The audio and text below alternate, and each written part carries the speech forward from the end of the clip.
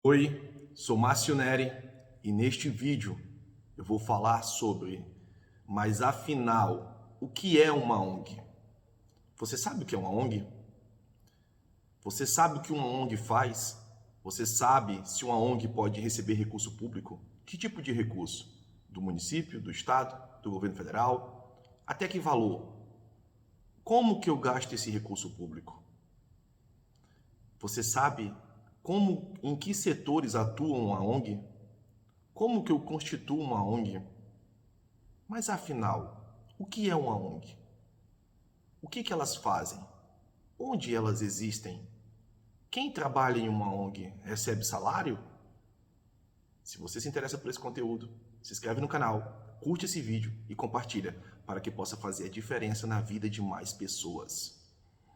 Bem, uma ONG, essa sigla ONG, ela quer dizer Organização Não Governamental, também conhecida como OSC, após o marco regulatório, Organização da Sociedade Civil. Também conhecida como OCIP, Organização da Sociedade Civil de Interesse Público. OCIP é um credenciamento jurídico a uma ONG. Ou seja, toda ONG é um OCIP? Não, mas toda OCIP é uma ONG. Então, como que eu faço para receber esse credenciamento, esse selo de qualidade, vamos dizer assim, de OCIP para minha ONG? Que isso traz essa ONG mais fortalecimento, porque ela foi analisada e avaliada pelo Ministério da Justiça. E ele emite esse selo àquelas ONGs que passaram pela sua análise. Para que eu possa me submeter a esse selo, eu faço um pedido através do SEI, do portal SEI do Ministério da Justiça, pela internet mesmo. E para que eu possa fazer esse pedido, eu tenho que colocar ali um pedido de autorização de funcionamento, um documento, um requerimento legal do representante legal, um estatuto da entidade, a ata da assembleia, a declaração de estar regular, funcionamento regular, o balanço patrimonial e demonstração de resultados, uma declaração afirmando que possui isenção do imposto de renda.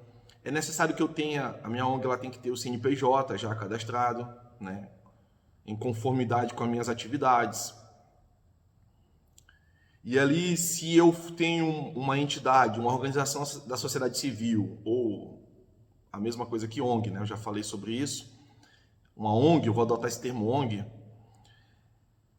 se ela tiver a prática de atividades voltadas à educação ou saúde, isso tem que estar expresso no meu estatuto. Na verdade, a ONG ela tem que expressar no seu estatuto, que é o documento de criação dela, todas as atividades as quais ela vai desenvolver. Nós temos que entender que, assim como não existe uma empresa que faz do alfinete ao foguete, ou seja, uma empresa que coloca atividades no CNPJ dela, por exemplo, de venda de material esportivo e materiais de construção, isso não existe. Também não temos como colocar uma ONG que vai desde cultura até serviços de saúde, como serviços médicos hospitalares. Então a ONG ela tem que ter uma finalidade, ou finalidades que sejam que tenham uma correlação.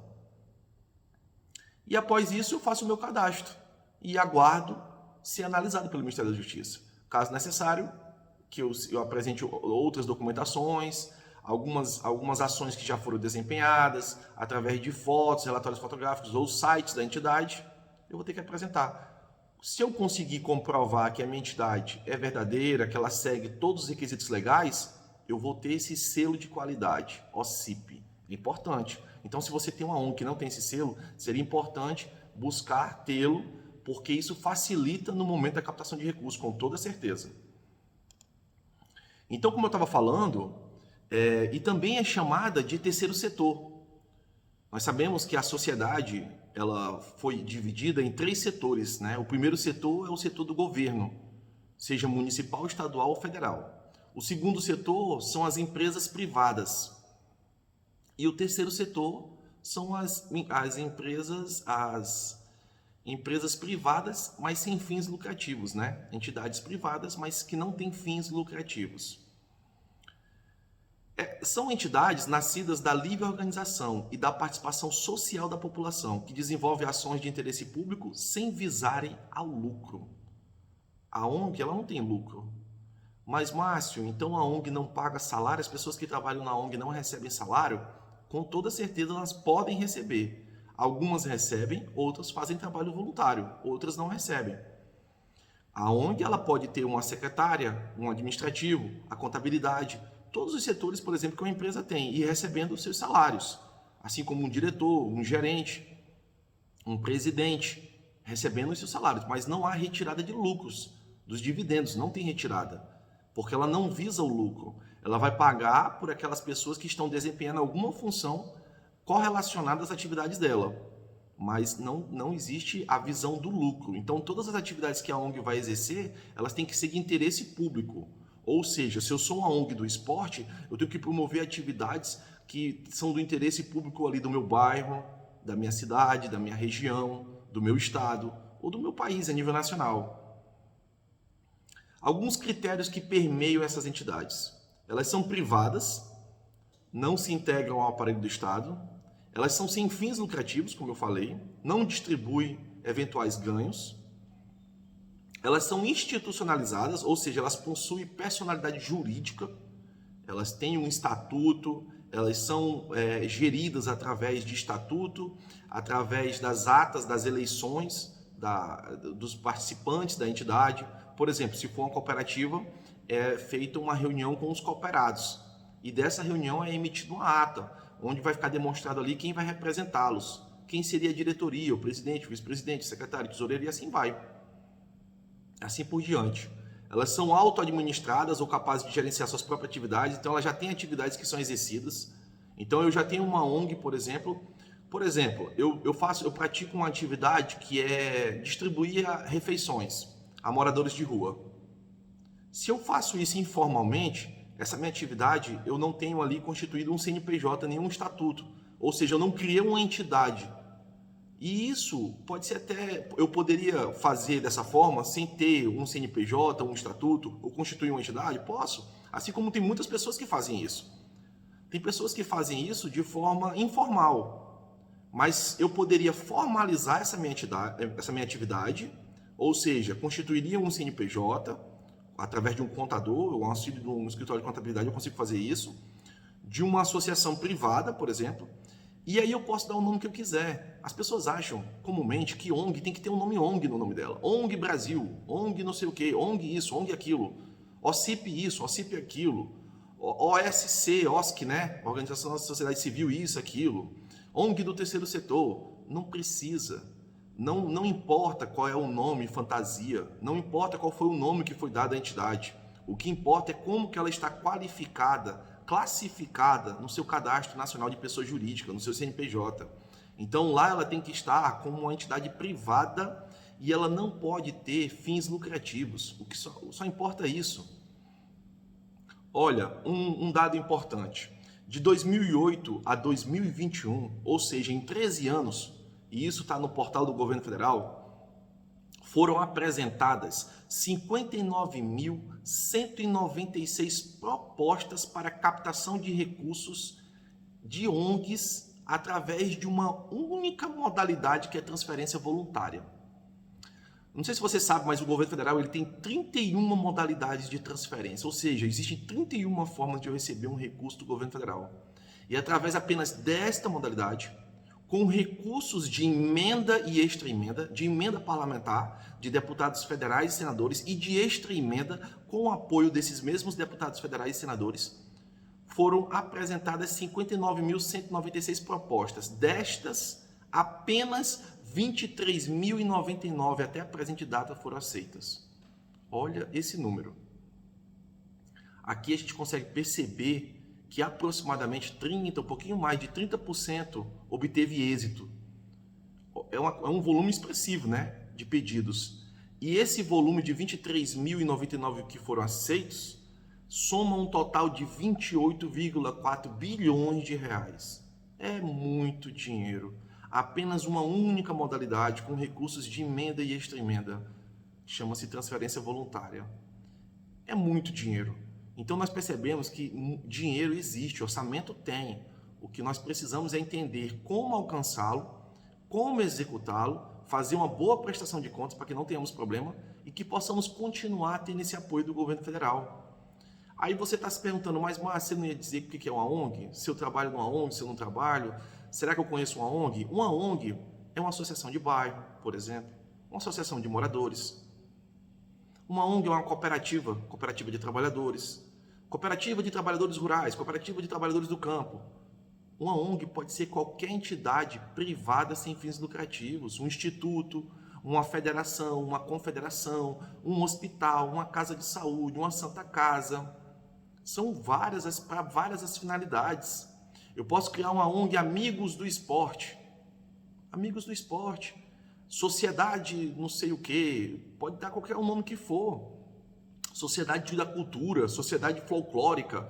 O nome não interessa. Eu só preciso saber a qualificação dela. É uma entidade privada e ela não tem fins lucrativos, apenas isso. E conforme o marco regulatório, ela tem que ter 1 ano para captar recursos, por exemplo, do município, 2 anos para captar recursos do Estado e 3 anos, no mínimo, para captar recursos do governo federal. Mas existem exceções. Mais à frente existe um parágrafo mostrando algumas exceções a essa regra da criação dela. E essa criação é conforme o que está no CNPJ. Por isso que é importante, você que já desempenha ações voluntárias, ações de interesse público, isso é muito importante para o nosso país, é importante você formalizar essa sua ação, essa sua atividade. É importante você fazer desse seu trabalho algo formalizado juridicamente. Você constituir todos os elementos jurídicos necessários para que você possa se enquadrar e estar apto a receber recursos. Muitas das vezes o teu município onde você reside, ele pode não te atender, porque ele não tem recurso para te atender. Existem as parcerias público-privadas. Elas são constitucionais, elas são legais, estão previstas na legislação. Então, muitas das vezes, o teu município não pode te atender. O teu estado também não, mas o governo federal, como eu já mostrei os números, com toda certeza, você tem total possibilidade de captar recursos. Se a sua ONG estiver em perfeitas condições, do ponto de vista jurídico, legal, com relação a toda a documentação, por que não? Por que não receber recurso público federal, que é um recurso nosso, dos nossos impostos, que nós todos pagamos para esta finalidade?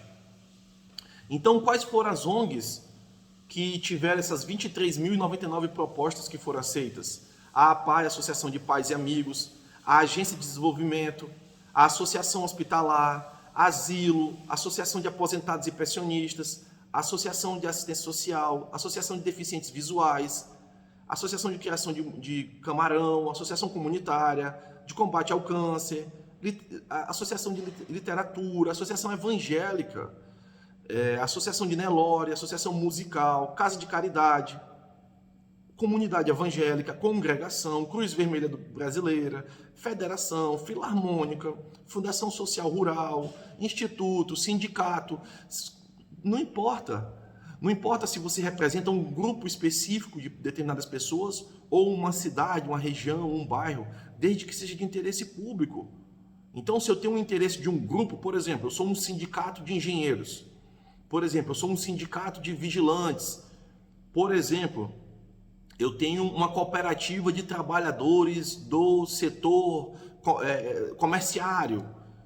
Não importa se eu represento um grupo específico ou um grupo regional, ou um grupo estadual, ou um grupo nacional, não importa. Não importa quem eu represento. Eu tenho que ser uma entidade privada, sem fins lucrativos, de interesse público, está constituída de todos os documentos legais e realmente desenvolver essas atividades. Então, se você ficou com alguma dúvida ou teria alguma sugestão de conteúdo para os próximos vídeos, responde nos comentários. Se você se identificou com esse conteúdo, se inscreve no canal, compartilha esse vídeo, curte, para que possa fazer a diferença na vida de mais pessoas. Até o próximo vídeo.